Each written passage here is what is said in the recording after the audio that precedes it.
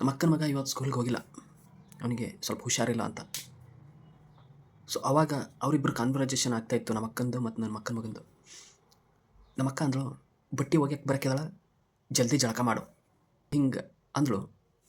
ಆ ಒಂದು ಥಾಟ್ ಅಂದರೆ ಆ ಒಂದು ವರ್ಡಿಂದ ಅವ್ರು ಮಾತಾಡೋ ಕಾನ್ವರ್ಜೇಷನ್ ನನ್ನ ತಲೆಯಲ್ಲಿ ಬಂದು ಅದ್ರ ಬಗ್ಗೆನೇ ಒಂದು ವೀಡಿಯೋ ಮಾಡ್ಬೇಕಂತ ನಾನು ಇವತ್ತು ಬಂದೀನಿ. ಈ ಇಂಡಿಯನ್ ಮನೆಗಳಲ್ಲಿ ಹೆಂಗಂದರೆ, ನೀನು ಆ ಕೆಲಸ ಆಗೋದೈತಿ, ಸೊ ಆ ಕೆಲಸ ಆಗೋಕ್ಕಿಂತ ಮೊದಲು ನೀ ಈ ಕೆಲಸ ಮಾಡಬೇಕು ಅಂತ. ಅಂದ್ರೆ ಬಟ್ಟೆ ಒಗ್ಯಕ್ಕೆ ಬರೋಕ್ಕಿದಾಳ, ಸೊ ಅದ್ರ ಸಂಬಂಧ ನೀ ಈಗ ಸಹ ಜಳಕ ಮಾಡಬೇಕು. ಸೊ ಆ ಕೆಲಸ ಆಗೋದೈತಿ, ಆ ಕೆಲಸ ಆಗೋಕ್ಕಿಂತ ಪೈಲ ಈ ಕೆಲಸ ನೀ ಮಾಡಬೇಕು. ಬಾಂಡೆ ತಿಕ್ಕಕ್ಕೆ ಬರೋಕ್ಕಿದಾಳ, ಅದಕ್ಕೆ ಪೈಲ ನೀ ಊಟ ಮಾಡಬೇಕು. ನಾರ್ಮಲಾಗಿ ಬೆಳಿಗ್ಗೆ ತಾನೇ ಬರೋದು ಎಲ್ಲ ಕೆಲಸದವರು. ಕೆಲಸ ಆಗೋದೈತಿ, ಅದ್ರ ಸಲುವಾಗಿ ನೀ ಈ ಕೆಲಸ ಮಾಡಬೇಕು. ಇಲ್ಲಿ ಅಮ್ಮ ಆಗಲಿ ಅಕ್ಕ ಆಗಲಿ ಒಂದೇ ವೇಲಿ ಥಾಟ್ ಪ್ರೊಸೆಸ್ ಇರುತ್ತೆ. ಯಾಕಂದರೆ ಅದೇ ಸಮಾಜದಲ್ಲಿ ಬರ್ತಿರ್ತೀವಿ.